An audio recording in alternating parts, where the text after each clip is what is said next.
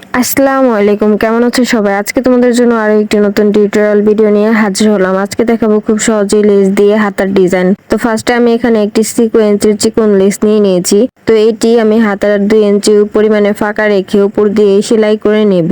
তো তোমরা যারা লেস দিয়ে সুন্দর সুন্দর ড্রেস ডিজাইন করতে চাও তারা আমার এই ভিডিওগুলো ফলো করলে খুব সহজেই শিখে নিতে পারবে। তো আমার যতটুকু লেস প্রয়োজন ততটুকু রেখে বাড়তিটুকু কেটে নিব। এখন বাড়তি যে 2 ইঞ্চি পরিমাণে কাপড় রেখেছি সেটি এক ভাঁজ দিয়ে সেলাই করে নেব। তো এভাবে সেলাই করলে লেসটি দেখতে খুব সুন্দর লাগে। তো দেখো আমি কিভাবে এক ভাঁজ দিয়ে সেলাই করে নিচ্ছি। প্রতিটা কাজের সৌন্দর্য ফুটে ওঠে কাজের ফিনিশিং এর উপর। তো লেস আরেক ভাবে বসিয়ে সেলাই করা যায়, সেভাবে কাপড়ের ভাঁজ দিয়ে সেলানোর পরে নিচে তবে ওভাবে সেলাই করলে দেখতে খুব একটা ভালো দেখায় না বা কাজের ফিনিশিং খুব একটা সুন্দর আসে না। দেখো এখন আমি লেসটির কিনার ঘেঁষে একটি করে চাপ সেলাই দিয়ে নিচ্ছি, এতে করে লেসটি সুন্দরভাবে বসে যাবে। তো এখন যে 1/2 ইঞ্চি পরিমাণে কাপড় বাড়তি ছিল সেটুকু আমি সাইড দিয়ে সেলাই করে নেব। তো এইভাবে আমার লেসটি সেলাই করা হয়ে গেল। তো দেখো লেসটির ফিনিশিং কত সুন্দর এসেছে মাশাআল্লাহ। তো এইভাবে তোমরা লেস দিয়ে খুব সুন্দর করে জামার হাতায় বা জামার ঘেরে বা সাইড ফাড়ায় সেলাই করে ডিজাইন করে নিতে পারবে। তো দেখো হাতাটি খুব সুন্দর লাগছে। আমি একটি ব্লু কালার প্রিন্টের ভিতরে সাদা লেস ব্যবহার করেছি, তোমরা অন্য যে কোনো কালার ব্যবহার করতে পারো। তো দেখো কেমন হয়েছে। তো তোমাদের কাছে যদি আমার ভিডিওটি ভালো লেগে থাকে তো প্লিজ একটি লাইক, কমেন্ট এবং শেয়ার করে দিও। ঠিক একই নিয়মে আমি আরেকটি হাতায় লেস বসিয়ে নিব।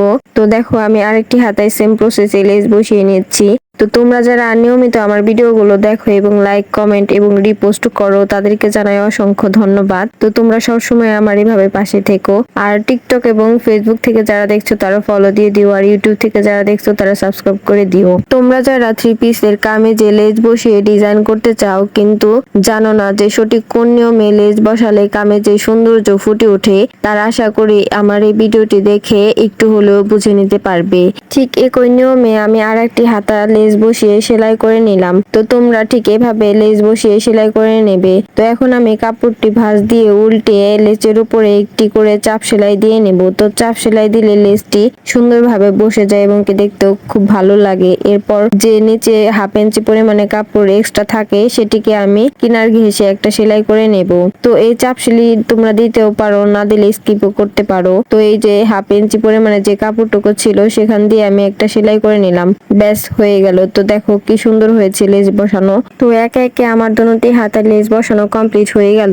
প্রতিটা কাজের সৌন্দর্য ফুটে ওঠে কাজের ফিনিশিং এর উপর। কাজের ফিনিশিং যত ভালো হবে দেখতেও ঠিক ততটাই সুন্দর লাগবে।